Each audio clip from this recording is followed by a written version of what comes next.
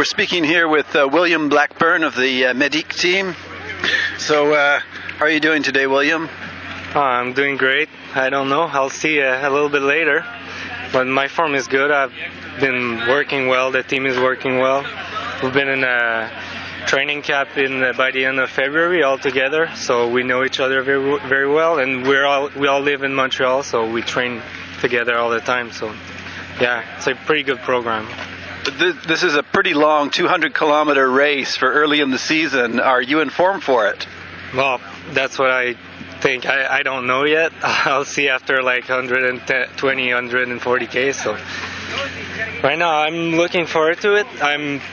I've been good in training because I haven't raced much. I've done like a crit a month ago, but you can't really tell after 200Ks how I'm going to react. But I feel pretty confident in training rides. I was always getting better and better and better by the end of training rides. So if I can do it today, yeah, it would be perfect.